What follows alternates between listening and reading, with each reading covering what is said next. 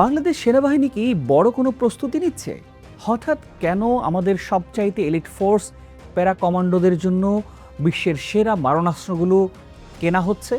সম্প্রতি প্রতিরক্ষা মন্ত্রণালয় দুটি বড় টেন্ডার প্রকাশ করেছে।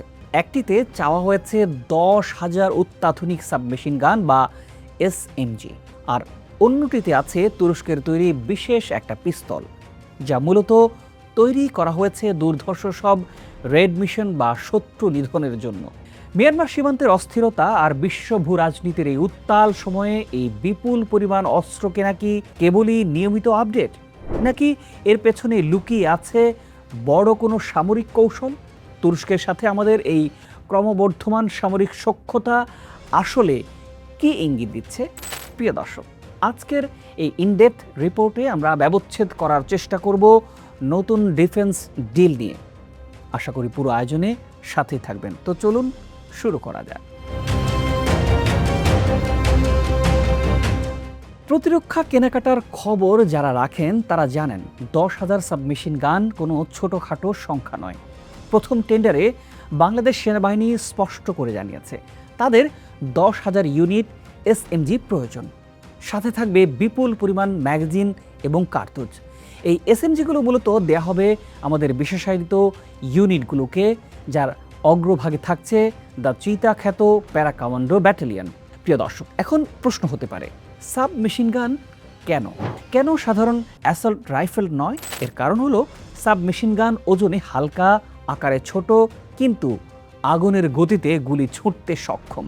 আমাদের বিশেষ বাহিনী যখন ঘনবসতিপূর্ণ এলাকা বা দুর্গম পাহাড়ে অপারেশন চালায়, তখন এই এসএমজি হয়ে ওঠে তাদের প্রধান ভরসা। এই 10,000 অস্ত্র আমাদের বিশেষ বাহিনীর ফায়ার পাওয়ার বহুগুণ বাড়িয়ে দেবে। এবার আসি দ্বিতীয় টেন্ডারের বিষয়ে, যা সামরিক বিশ্লেষকদের নজর কেড়েছে। সেনাবাহিনী 275টি স্পেশাল পিস্তল চেয়েছে, আর মডেলটি হলো তুরস্কের বিখ্যাত ক্যানিক কোম্পানির মেটা SF। এটি একটি 9mm সেমি অটোমেটিক পিস্তল, যার সাথে চাওয়া হয়েছে প্রিমিয়াম লেদার হোলস্টার এবং প্রচুর অ্যামিনেশন। সবচাইতে চমকপ্রদ তথ্য হলো এই 275টি পিস্তল শুধুমাত্র প্যারা কমান্ডো ব্যাটালিয়নের জন্য। কেন এই বৈষম্য? কেন অন্য ইউনিট নয়? কারণ ক্যানিক কোম্পানি নিজেই দাবি করে এই মেটা SF পিস্তলটি ডিজাইন করা হয়েছে হাই ভ্যালু টার্গেট নিউট্রালাইজ করার জন্য। অর্থাৎ শত্রুর ডেরায় ঢুকে যখন নির্দিষ্ট কোনো লক্ষ্যবস্তুকে খতম করতে হয়, তখন এই পিস্তলের চেয়ে বিশ্বস্ত সঙ্গী আর কেউ নেই। এটি কোনো সাধারণ পিস্তল নয়, এটি অনেকটা বিখ্যাত গ্লক পিস্তলের মতোই কম্প্যাক্ট, হলেও এর ফিচার অনেক বেশি। প্রিয় দর্শক, খুব ছোট্ট করে এই পিস্তলের কিছু ফিচার আপনাদের সাথে তুলে ধরতে চাই। এতে অপটিক্যাল মাউন্ট আছে, অর্থাৎ এর উপর আপনি রেড ডট সাইট লাগাতে পারবেন, যা অন্ধকারে নিখুঁত নিশানা নিশ্চিত করে। পিকাটিনি রেল, যার নিচে লেজার বা ফ্ল্যাশ লাইট লাগানো যায়। এমবি ডেক্সট্রস কন্ট্রোল, অর্থাৎ ডানহাতি বা বামহাতি যে কেউ সমান দক্ষতায় এই পিস্তল ব্যবহার করতে পারবেন। কাস্টমাইজড গ্রিপ, হাতের সাইজ অনুযায়ী এর হ্যান্ডেল বা গ্রিপ বদলে নেওয়া যায়। সহজ কথায়, একজন কমান্ডোর হাতের তালুর সাথে এটি এমনভাবে মিশে যায় যেন এটি তার শরীরেরই একটা অংশ। প্রিয় দর্শক, এখন প্রশ্ন হলো, এই অস্ত্রগুলো কোন ধরনের যুদ্ধের জন্য কেনা হচ্ছে? উত্তরটি লুকিয়ে আছে দুটি সামরিক পরিভাষায়। 1 নম্বর হলো সিকিউবি, অর্থাৎ ক্লোজ কোয়ার্টার ব্যাটল, এবং 2 নম্বরে হলো ফিবুয়া, অর্থাৎ fighting in built up area. আপনারা কল্পনা করুন একটা সরু গলি বা একটি অন্ধকার ফ্ল্যাট, সেখানে আপনি 2-3 ফুট লম্বা রাইফেল নিয়ে দ্রুত মুভ করতে পারবেন না। রাইফেল দেয়ালে বাড়ি খাবে, আপনার মুভমেন্ট স্লো হয়ে যাবে। ঠিক এই জায়গাতেই কাজ দেয় এসএমজি। ছোট হওয়ার কারণে এটি খুব সহজে ঘরের কোনায় লুকিয়ে শত্রুর ওপর ঝাঁপিয়ে পড়া যায়। আর পিস্তল কেন প্রয়োজন? প্যারা কমান্ডোরা যখন রশি দিয়ে কোনো হাই রাইজিং বিল্ডিং থেকে নিচে নামে কিংবা দরজা ভাঙার জন্য 2 হাত ব্যবহার করে, তখন বড় অস্ত্র কাঁধে ঝুলানো থাকে। ঠিক সে মুহূর্তে যদি হঠাৎ শত্রু সামনে চলে আসে, তবে সেকেন্ডের ভগ্নাংশের মধ্যেই হোলস্টার থেকে এই মেটা SF বের করে অপারেশন সফল করা সম্ভব। এটি মূলত তাদের লাইফ সেভিং এবং টার্গেট কিলিং সাইড আর্ম হিসেবেই কাজ করবে। এই কেনাকাটার প্রেক্ষাপট বুঝতে হলে আমাদের নজর দিতে হবে মিয়ানমার সীমান্তে। আমরা সবাই জানি আরাকান আর্মি এবং মিয়ানমারের জান্তা বাহিনীর সংঘর্ষে সীমান্ত এখন কতটা অস্থির। ওপার থেকে গোলা এসে পড়ছে আমাদের মাটিতে।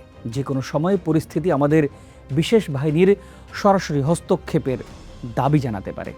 সীমান্তের এই অস্থিতিশীল পরিবেশে কাউন্টার ইনসার্জেন্সি বা সন্ত্রাসবাদ বিরোধী অপারেশন চালানোর জন্য অত্যাধুনিক অস্ত্রের কোনো বিকল্প নেই। আমাদের প্যারা কমান্ডোদের আধুনিকীকরণের মানে হলো শত্রুর জন্য একটি কড়া বার্তা। আমরা শুধু আত্মরক্ষাই নয়, প্রয়োজন প্রিসিশন স্ট্রাইক করতেও সক্ষম। এই ডিলটির আরেকটি বড় দিক হলো তুরস্কের সাথে বাংলাদেশের ক্রমবর্ধমান প্রতিরক্ষা সম্পর্ক। একসময় আমরা চীন বা রাশিয়ার উপর অনেক বেশি নির্ভর ছিলাম, কিন্তু এখন চিত্র বদলেছে।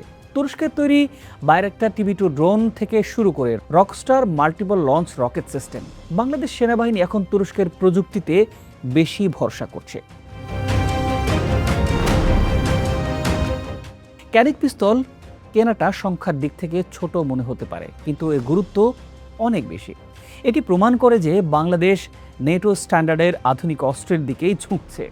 তুরস্ক ধীরে ধীরে বাংলাদেশের সবচাইতে শক্তিশালী এবং বিশ্বস্ত ডিফেন্স পার্টনার হয়ে উঠছে। তুরস্কের অস্ত্র মানেই হলো সুলভ মূল্য কিন্তু সেরা মান। 10,000 সাবমেশিন গান আর বিশেষায়িত তুর্কি পিস্তল, এই দুয়ের সমন্বয়ে বলছে বাংলাদেশ সেনাবাহিনী এখন আর গতানুগতিক যুদ্ধের মধ্যে সীমাবদ্ধ নেই। তারা অত্যাধুনিক যুদ্ধক্ষেত্রে নিজেদের আধিপত্য বিস্তারের জন্যই তৈরি হচ্ছে। বিশেষ করে প্যারা কমান্ডোদের যেইভাবে ঢেলে সাজানো হচ্ছে, তাতে এটা স্পষ্ট যে কোনো জরুরি পরিস্থিতিতে দ্রুত এবং মারাত্মক আঘাত হানার সক্ষমতা আমরা অর্জন করছি। বাংলাদেশের এই প্রতিরক্ষা সক্ষমতা বৃদ্ধি নিয়ে আপনার মতামত আমরা জানতে চাই। তুরস্কের সাথে আমাদের এই বন্ধুত্ব কি মিয়ানমার সীমান্তে শান্তি বজায় রাখতে সাহায্য করবে? নিশ্চয়ই কমেন্ট করে আপনার মূল্যবান মতামত জানাতে পারেন। ভিডিওটি যদি ভালো লাগে লাইক ও শেয়ার করে দিতে পারেন। আজ এ পর্যন্তই। ভালো থাকুন, সুস্থ থাকুন, চ্যানেলটি সাবস্ক্রাইব করে পাশেই থাকুন।